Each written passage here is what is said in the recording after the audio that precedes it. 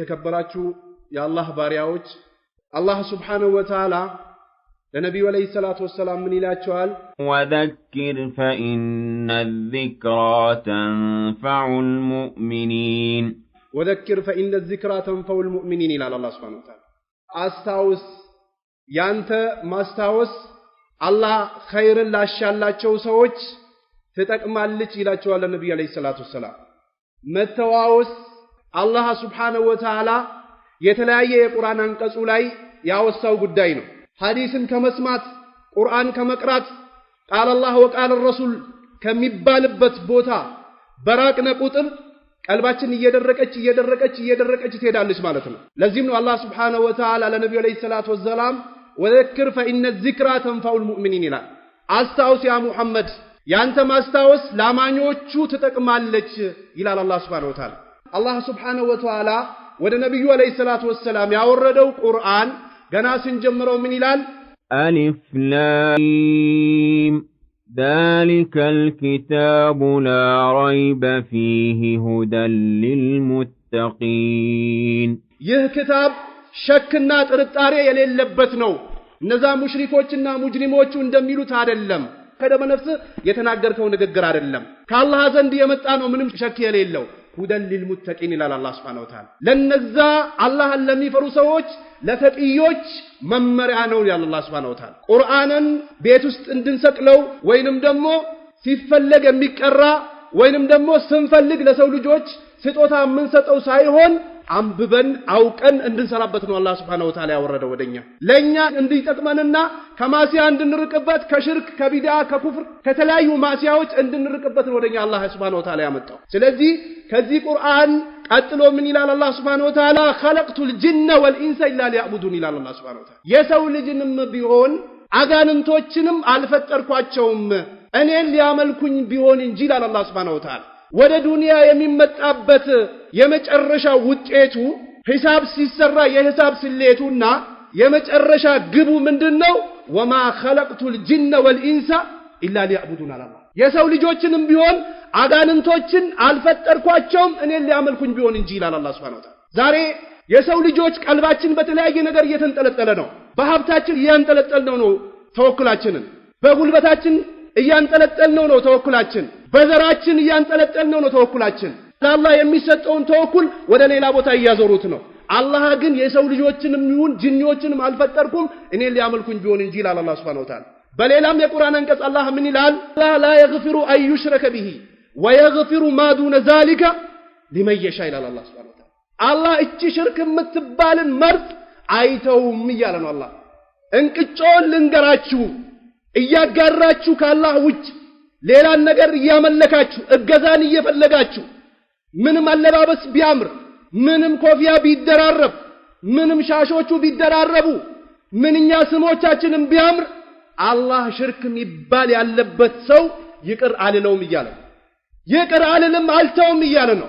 በሌላም የቁርአን አንቀጽ በአላህ ላይ ለሚያጋሩ ሰዎች ለአላህ ሌላ ነካን የሚያስጠጉ ሰዎች አላህ ጀነትን حرام አድርጎባቸዋል መኖራቸው ጀሃነም ነች እያለ ነው አላህ Subhanahu Wa Ta'ala። አላህ ይጠብቃል። ሽርክ ባውኑ ሰዓት መልክና ከለሩን ቀይሮ መጥቶ በአዲስ መልክ እየተንቀሳቀሰ ነው። በአዲስ መልክ ሽርክ ስር እየሰደደ ነው። በአዲስ መልክ በአላህ ላይ እየተጋራ ነው ባውኑ ሰዓት። በአዲስ መልክ ሰዎች ወደ ሌላ ቦታ እየሄዱ ነው አላህን ትቶ። በአዲስ መልክ በአላህ ላይ እያጋሩ ነው።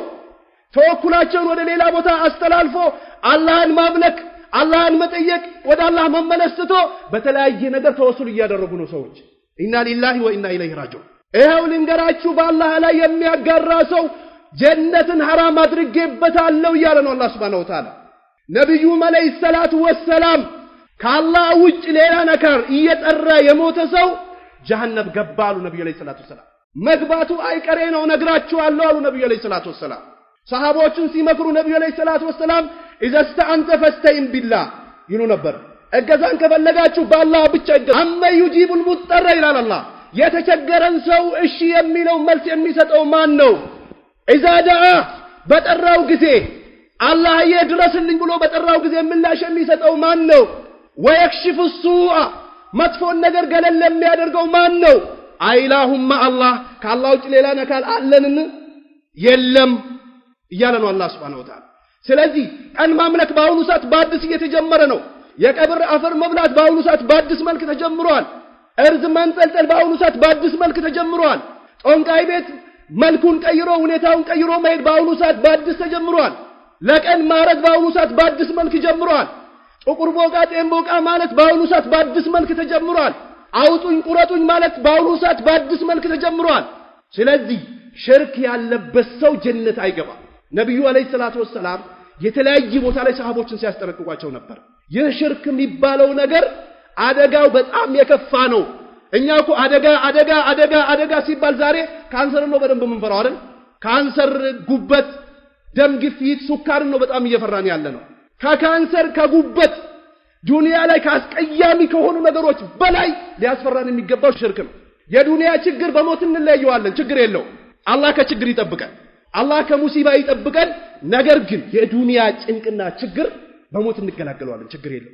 ነገር ግን ከአኺራ ከጀሃነም እሳት ከአላህ ቁጣ በአላህ ላይ የሚያጋራ ሰው መፍትሄ የለው፣ መውጫ የለው።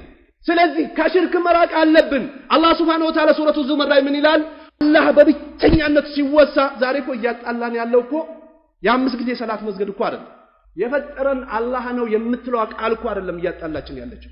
ወይንም ደግሞ ነብዩ አለይሂ ሰላቱ ወሰለም ነብይ ናቸው አይደለም በሚል እኮ አይደለም እየተጣላን ያለን። በዚህ እኮ አይደለም እየተጣላን ያለን። አላህ Subhanahu Wa Ta'ala በብቸኛነት ይመለክ። አብሬትየም አያስፈልጉም፣ ቃጥባርየም አያስፈልጉም፣ ሼኽና ሁሴንም አያስፈልጉም፣ አብዱል ቃድር ጀላሊም አያስፈልጉም ሲባል እንዴት ይላል? በቃ ለምን እኛ ወንጀለኞች አይደለን እንዴት አያስፈልጉም ትላለህ? በዚህ እኮ ነው እየተጣላን ያለን። አላህ Subhanahu Wa Ta'ala በግልጽ እየተናገረው ወኢዛ ذكر الله وحده اشمأزت قلوب الذين لا يؤمنون بالآخرة ቀልባቸው ትጨማደዳለች አለ። አላህ ሲባል ይጨንቃቸዋል። ለነብዩ አለይሂ ሰላቱ ወሰለም እኮ አላህ አትበል ይሉ ነበርኩ። ይሄንን ቢስሏቸው ደግሞ የተወሰነ ጊዜ በቃ ያንተን አምላክና አምላክ የተወሰነ ጊዜ ለኛ ይሄ ባጣጡ በቀረጡ ስጡኝ አውጡኝ ቁለጡኝ ፈረጡን እንበል አከልክለን አሏቸው። ነብዩ ላ አሉ ነብዩ አለይሂ ሰላቱ ወሰለም ይሄማ ለጌታዬ አይገባውም፣ ምንም አይሆንም፣ በዚህ ጉዳይ አልደራደርም አሉ ነብዩ አለይሂ ሰላቱ ወሰለም። ቁሉ ላ ኢላሃ ኢላላህ ቱፍሊሁን ሲሉ ነበር ነብዩ አለይሂ ሰላቱ ወሰለም።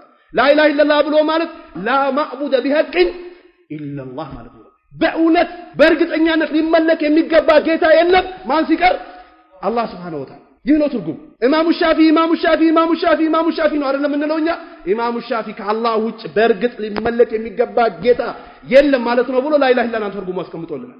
ታዲያ ለምንድን ነው የምንጣላው? ለምን እንጨቃጨቃለን? ለምን ተሸቱት ውስጥ ለምን ሽቃቅ ውስጥ እንገባለን? ለምን ኺላፍ ውስጥ እንገባለን? በአላህ ላይ ለምን እንደራደራለን? ዛሬ እኮ እኛ ሰዎች ኢየሱስ ጌታ ነው ሲባል ስቀን ነው አይደለም እናልፈው።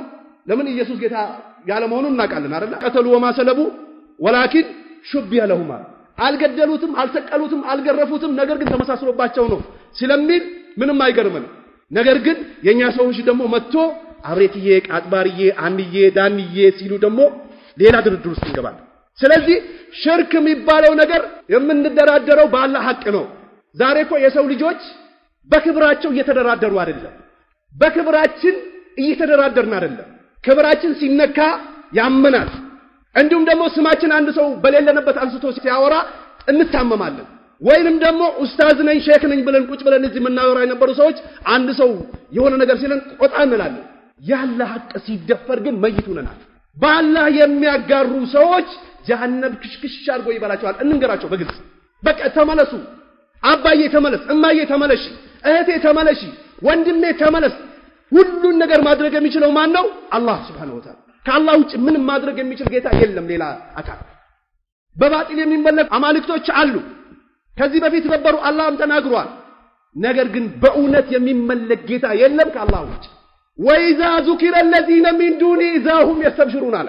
ከአላህ ውጭ ያሉትማ እንደው እዚህ አካባቢ አልከሶ ላይ የፈላሽ ቡና ቃጥባሬ ምንም ሳትቀዘቅዝ ደረሰች ሲባል እሰየው በለውማ አውሳው ይላሉ። ደስ ይላቸዋል አለ። በቃ ይደሰታሉ አለ። አረ አላህ ሰማይን ምድርን ፀሐዩን ብርዱን ንፋሱን ዝናቡን ሽውታውን ፈጥሮ ሲያበቃ ሲነገራቸው ያማቸዋል አለ። ስለ አንድ ጀበና ግን ሲነገራቸው ደስ ይላቸዋል አለ። ይደሰታሉ። ይህ በቀልባቸው በሽታ ያለባቸው ሰዎች ናቸው ብሎ አላህ እየተናገረ ለነብዩ አለይሂ ሰላቱ ወሰለም ላ ኢላሃ ኢላላህ ወስተግፊር ሊዘንቢከ ወሊልሙእሚኒን አላቸው። ነብዩ አለይሂ ሰላቱ ያ ሙሐመድ እወቅ በእውነት ሊመለክ የሚገባ ጌታ የለም። የመጀመሪያው ይሄ ነው። በቃ የመጀመሪያው የሰው ልጅ አቂዳው ሲስተካከል ውስጡ ሲስተካከል ሁሉ ነገር ይስተካከል።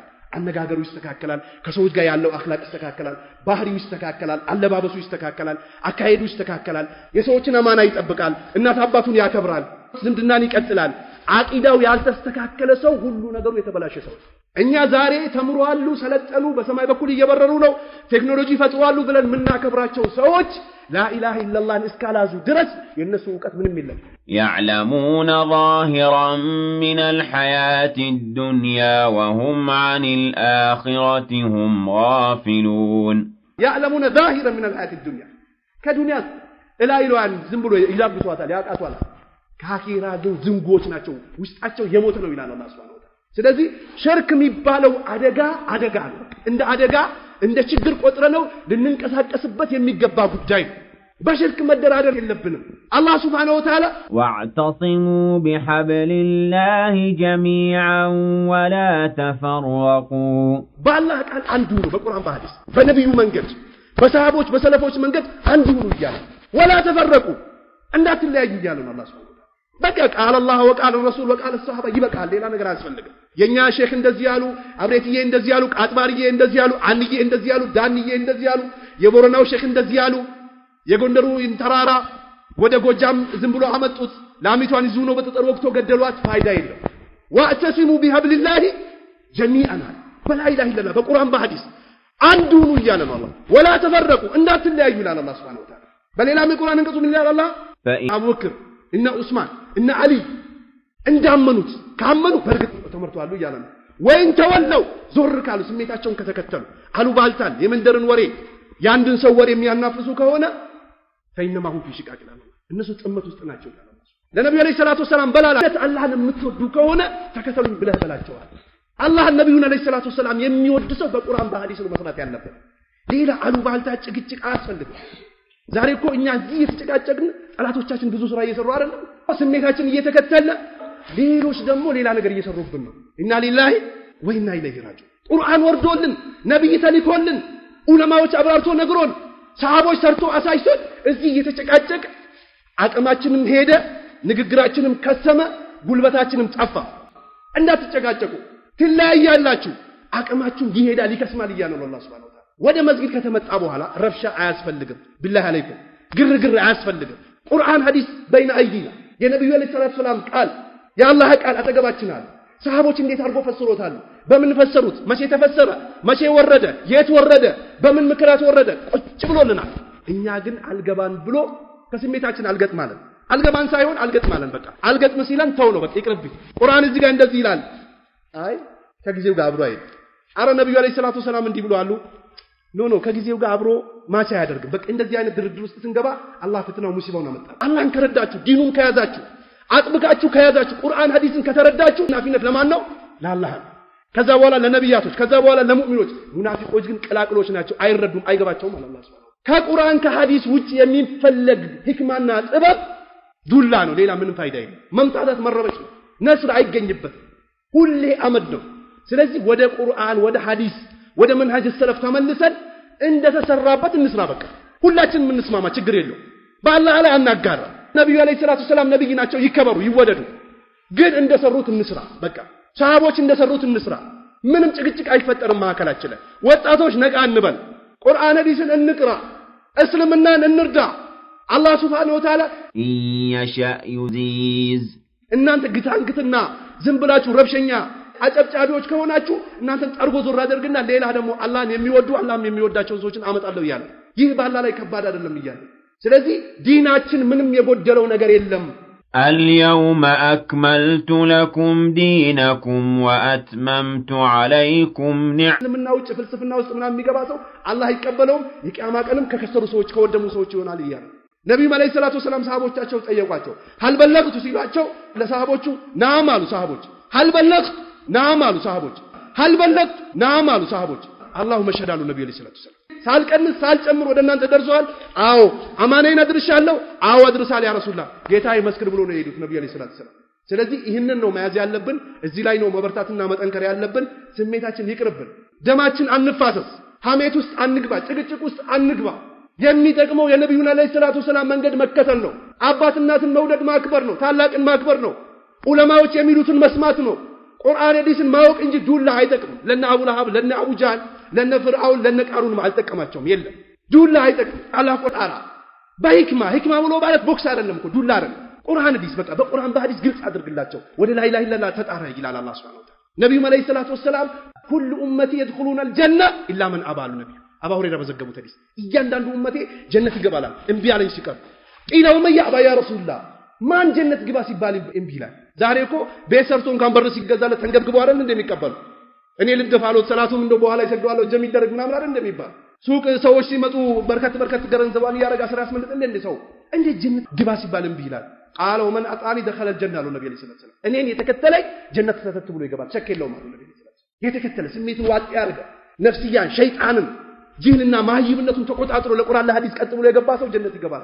ወመን አሳኒ ፈቀድ አባ እኔ ያመፀ የኔ ሱና የተወ እኔ እንዳልኩት ካላለ የራሱን ሸክ የራሱን ስሜት የተከተለ ሰው እንቢ ብሎ አላሉ ነብዩ ሰለላሁ ዐለይሂ ወሰለም። ስለዚህ ነፍስያችን እናሸንፋት ወደ ቁርአን ወደ ሐዲስ እንምጣ። ለምንድነው ደማችን የምንፋሰሰው? ለምንድነው ሐሜት ጭቅጭቅ ውስጥ የምንገባው? ነብዩ አለይሂ ሰላቱ ወሰለም አንድ ሙስሊም በአንድ ሙስሊም ላይ حرام ነው አሉ። ደሙሁ ወማሉሁ ወይርዱሁ አሉ ነብዩ አለይሂ ሰላቱ ወሰለም። ደሙ حرام ነው አሉ፣ ክብሩም حرام ነው አሉ። ድሃ ብሎ ማለት ነብዩ አለይሂ ሰላቱ ለሰሃቦች ሲጠይቋቸው የሚጠቀሙበት የለው ነው አሉ ሰሃቦች። ላ እኔ እናንተ እንደምትሉት አሉ ነብዩ አለይሂ ሰላቱ ወሰለም። ድሃ ብሎ ማለት ዱንያ ላይ ሰግዷል፣ ጾሟል፣ ሐጅ አድርጓል፣ ኸይር ስራ የሚባል ሰርቶ የቂያማ ቀን ይመጣል አሉ። የተወሰነውን ደሙን አፍስሶታል አሉ ነብዩ አለይሂ ሰላቱ ወሰለም። የተወሰነውን ክብሩን ነክቶታል አሉ። የተወሰነውን ገንዘቡን ወስዶበታል አሉ። ለእያንዳንዱ ሰው ከኸይር ስራው ይነሳል ይከፈልና የሱ ስራ መክፈል ሲያቅተው የነሱ ወንጀል አምጥቶ ዱብ ይደረግበትና ጀሃነም ላይ ይወረወራል ነብዩ ሰለላሁ ዐለይሂ ወሰለም። ጀሃነም ላይ ይጣላል። ስለዚህ ደማችን መፋሰስ ሐሜት ውስጥ መግባት አያስፈልገውም። ስሜታችን ዋጥ አድርገን ወደ ቁርአን ወደ ሐዲስ እንምጣ። ሽርክ ቁርአን ላይ ተነግሯል፣ ተውሂድ ተነግሯል፣ አቂዳ ተነግሯል፣ መንሃጅ ሰለፍ ተነግሯል። ስለዚህ ያንን መተግበር ያንን መስራት አለብን። ከኺላፍ መውጣት አለብን። ነፍስያና ሸይጣንን መከተል የለብንም። جعلني الله وإياكم من الذين يستمعون القول فيتبعون أحسنه والسلام عليكم ورحمة الله وبركاته.